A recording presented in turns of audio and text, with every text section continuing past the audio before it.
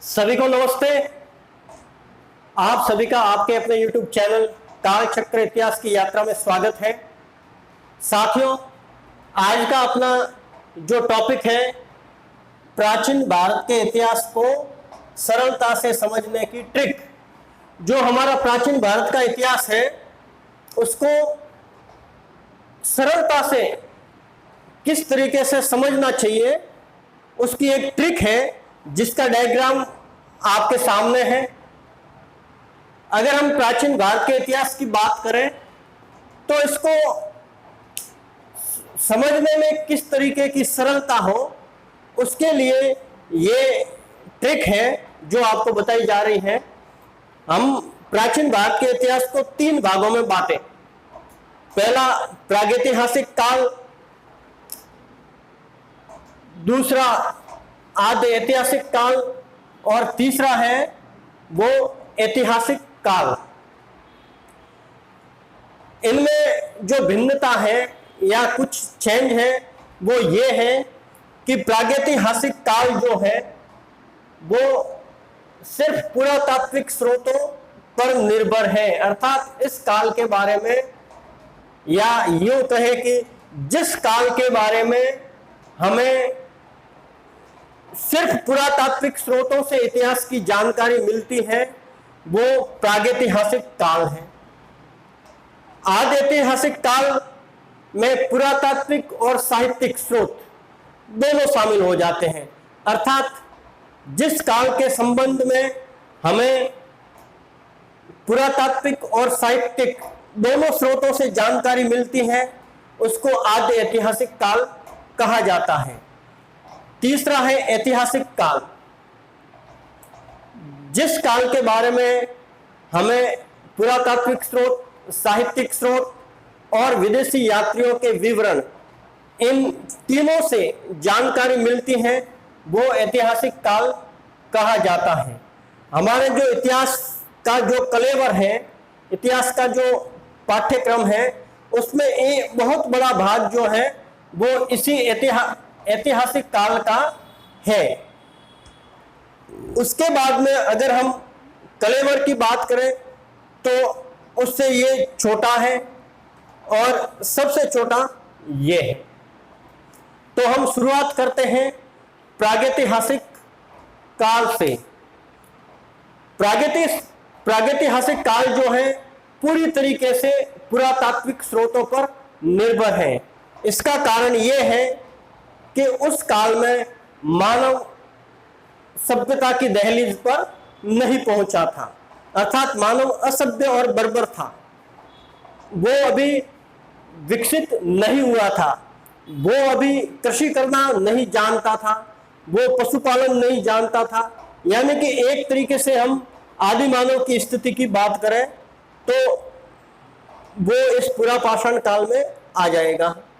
प्रागैतिहासिक काल को 3 भागों में बांटा गया है: पुरापाषाण काल, मध्यपाषाण काल और नवपाषाण काल। जैसा कि नाम से ही विदित है, सभी के पीछे पाषाण काल लिखा है। अर्थात इसमें पत्थरों के बने औजारों का विशेष महत्व था। पहले पुरापाषाण काल की बात करते हैं। पुरापाषाण काल है वो पूरी तरीके से पत्थर के औजारों पर निर्भर था, जिसमें हैंड एक्स यानी हस्त कुठार, जिसे हिंदी में कहे तो ऐसी कुल्हाड़ियां जो हाथों से पकड़ी जाती है। आधुनिक काल की हम कुल्हाड़ियां देखें तो उसके पीछे लकड़ी का हत्था होता है, लेकिन उस वक्त ये सब चीजें नहीं आई थी। पत्थर को लेते थे, उसको आगे से तीखा किया जाता था और उसको हाथ में पकड़कर ही काटने चाटने के काम में लिया जाता था। क्लीवर है वगैरह औजार है जो इस काल में देखे जाते हैं। ये औजार जो है मुख्यतः शिकार के रूप में इस्तेमाल किए जाते थे। अर्थात जो भी पशु है, पक्षी है, उसको दूर से ही उन औजारों से मारा जाता था। ये औजार आगे से घिस घिस के तीखे कर दिए जाते थे, क्योंकि जो आदि मानव था उसका जो भोजन प्राप्त करने का तरीका था उसमें शिकार जो है, आखेट है, वो एक मुख्य तरीका हुआ करता था। इस काल के जो अवशेष हैं उसमें हमें एक भीमबेटका, बहुत प्रसिद्ध नाम है, मध्य प्रदेश में भोपाल, जो मध्य प्रदेश की राजधानी है, वहां से लगभग 50 किलोमीटर दूर ये भीमबेटका नाम की गुफा है। ये चित्रित शैलाश्रय है, यानी गुफा है, और उनके अंदर चित्र बनाए हुए हैं जिनको आदि मानवों ने, उस वक्त के जो लोग थे उन्होंने बनाए थे। ये चित्र हैं, ये विभिन्न पशु पक्षियों के हैं, शिकार करते हुए हैं, और भी इस तरीके से ये चित्र इसमें बनाए गए थे। आप समझ सकते हैं इन चित्रों का क्या महत्व रहा होगा, ये चित्र क्यों बनाए होंगे उन्होंने। हो सकता है उस वक्त भोजन प्राप्त करने का जो मुख्य तरीका था वो शिकार था, और जो भी लोग थे उनको शिक्षित करने के लिए, शिकार के बारे में जानकारी देने के लिए, विभिन्न पशुओं के बारे में जानकारी देने के लिए ये चित्र बनाए गए हो, ऐसा संभव है। द्वितीय पर हम मध्य पाषाण काल पर आते हैं। मध्य पाषाण काल पुरा पाषाण काल के बाद का काल है। ये पुरा पाषाण काल जो एकदम आदिम युगीन था उससे थोड़ा सा विकसित है। इसमें हमें आदमगढ़ जो कि मध्य प्रदेश में स्थित है और बागोर जो कि राजस्थान में स्थित है, इन दोनों जगहों से पशुपालन के सर्वाधिक प्राचीन साक्ष्य प्राप्त होते हैं। उसके बाद में नवपाषाण काल। साथियों, नवपाषाण काल जो है वो अपेक्षाकृत सभ्यता के युग में पहुंच गया था। इस नवपाषाण काल में इंसान खेती करना सीख चुका था, और जैसे ही खेती करना सीखेगा इंसान तो सीधी सी बात है कि वो स्थिर ग्रामवासी हो जाएगा। अर्थात उसे भोजन की तलाश में, जो कि शिकार पर मुख्यतः निर्भर था, उसके लिए इधर उधर भागने की जरूरत नहीं थी। पशुपालक समाज होता है वो भी स्थिरवासी नहीं हो सकता, क्योंकि वो भी इधर उधर भोजन की तलाश में पशुओं को चराने के लिए जाएगा। लेकिन कृषक जो समाज है, कृषक समाज स्थिरवासी होगा, क्योंकि उसको एक ही जमीन से, एक ही जगह से उसके भोजन की जो जरूरत है वो पूरी हो जाती है।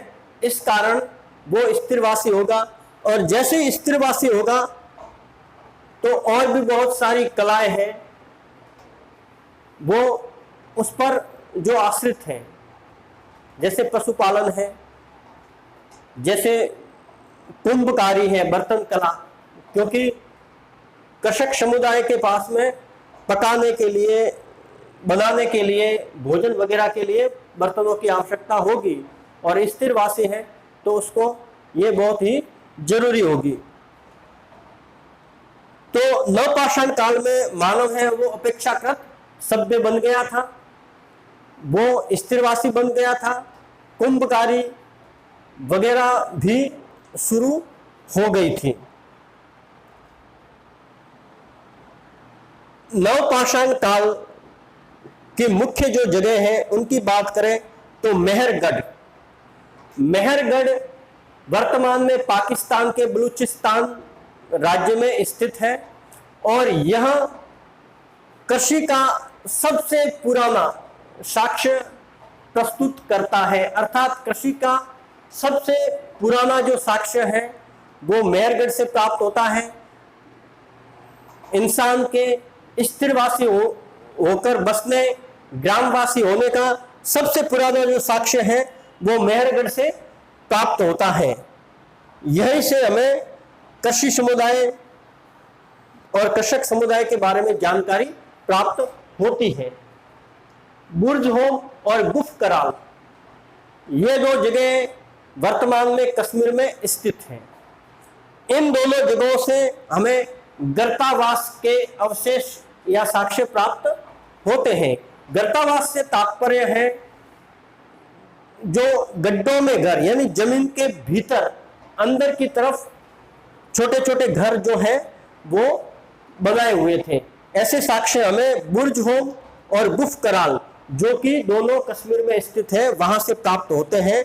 और बुर्ज होम से हमें इंसान के साथ साथ कुत्ते को भी दफनाने के अवशेष हैं वो प्राप्त होते हैं।